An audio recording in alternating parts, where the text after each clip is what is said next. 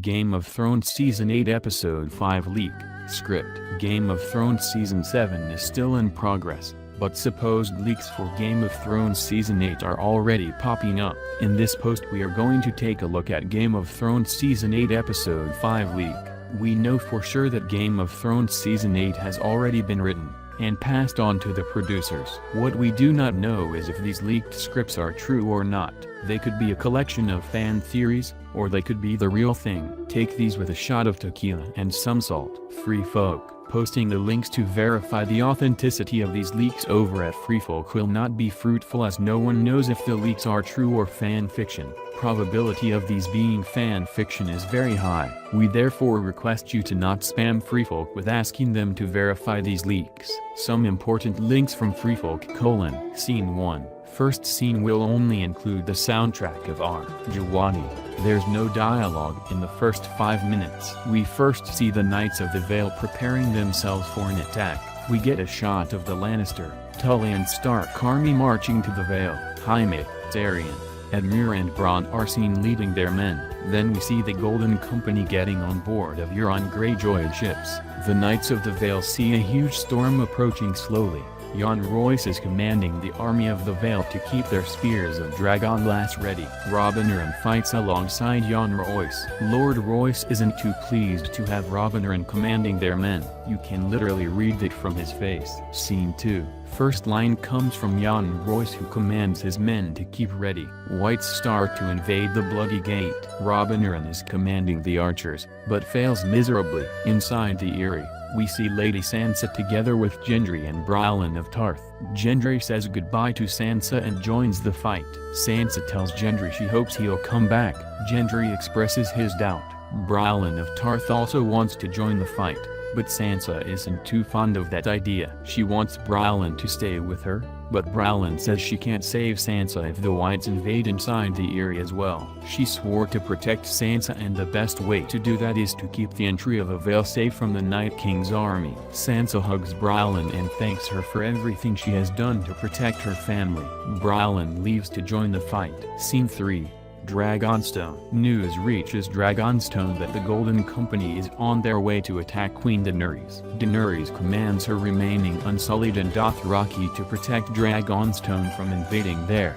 Varys advises her to leave Dragonstone immediately, but Daenerys doesn't listen to his counsel. She realizes that her water has broken and she's ready to labor. Missandei and Samwell help Daenerys and make her rest right away. Samwell is worried because Daenerys' baby is coming way too soon. Scene 4. Then we see 3 White Walkers from a distance watching how the Whites win from the Knights of the Vale. The Night King is flying on Viserion above the White Walkers, watching the spectacle as well. Viserion apparently has lost one of his eyes and his right wing got gravely injured.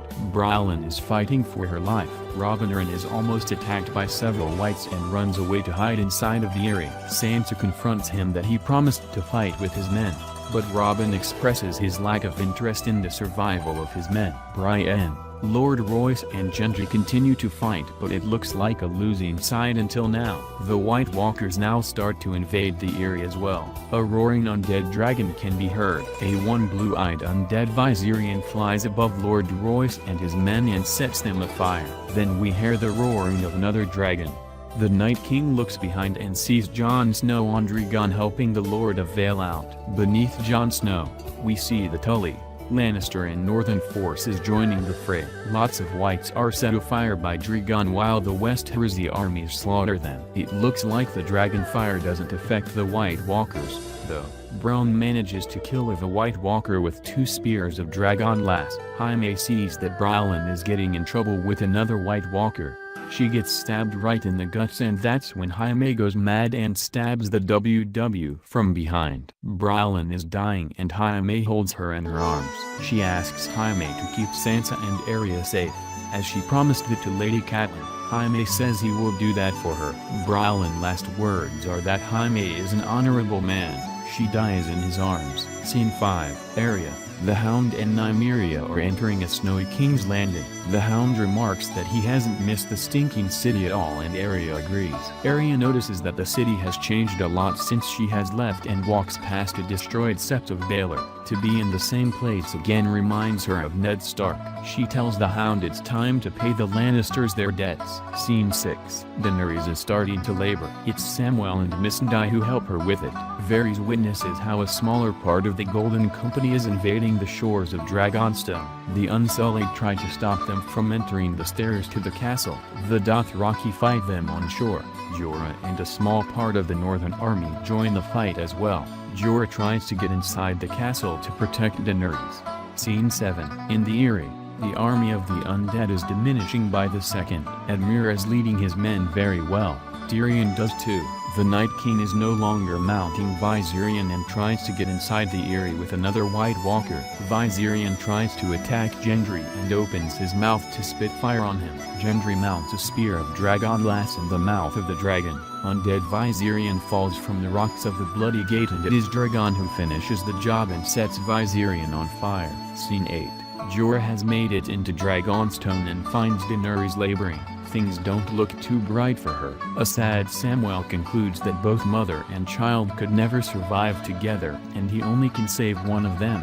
Jorah wants Daenerys to survive, but Daenerys doesn't want to give up on her baby. Samwell sets through and Daenerys manages to deliver her baby. Samwell tells Daenerys that she has delivered a girl and asks for her name. A very weakened Daenerys wants to name her baby Lyanna, as Jon would have liked that.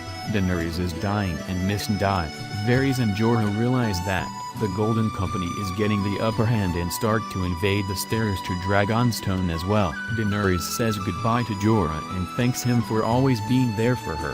Jorah expresses his love for her, and Daenerys asks Jorah to continue his oath and to keep her daughter safe for her together with Missandei. She asks Jorah to release her from her suffering and to kill her. Jorah says he never could, and it's Varys who puts Samwell's sword, Heartsbane, through Daenerys' chest. Scene 9. Cersei Lannister and the Mountain receive Qyburn in the throne room. He comes to tell her that Daenerys has been defeated. Cersei laughs and both drink to celebrate their victory. Cersei begins to feel dizzy and the audience realizes that it's Arya with Qyburn's face. She has poisoned Cersei with Jaden's vial. Qyburn starts to confront her and Cersei realizes that something is not right here. That's when Arya makes her identity known. She tells Cersei that a lion should never have fought with a pack of wolves. Cersei begs the Mountain to kill off Arya, but Arya tells her that won't help. She brings in Nymeria and the Hounds to finish the job. Nymeria gravely injures Cersei and the Hound combats with the Mountain. It's Arya who finishes Cersei and slits her throat. Nymeria and the Hound destroys the Mountain, but he doesn't seem to die. The Mountain loses his helmet at some point, and that's when the Hound manages to burn his face with fire. The Mountain is left to die and the Hound, Arya and Nymeria leave the Red Keep. Scene 10. The commanders of the Golden Company have entered the castle and order Varys to hand over Daenerys to them. Varys tells him that Daenerys has died, and the commanders clear Varys out of their way and stab him. They indeed find Daenerys' body and take her body with them to bring it to Queen Cersei. Samwell is able to hide himself together with Missandei and Dany's baby. The Golden Company retreat back to King's Landing. Scene 11. Euron Greyjoy arrives back in King's Landing to find out that Queen Cersei has been slaughtered. He pretends to be saddened by her death. Scene 12. Jon Snow and Sansa Stark arrive back in Dragonstone to find out that everyone has been slaughtered. Samwell meets him on the stairs with Jon's child in his arms. Jon starts to weep. He asks if Daenerys has made it, but Samwell is sad to tell him she has not.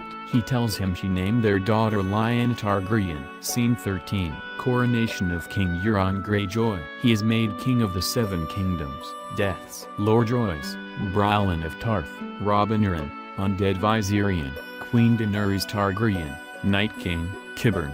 Off-screen, Queen Cersei Lannister, The Mountain, and Varys. What do you think of Game of Thrones Season 8 Episode 5 leak? Let us know via comments below.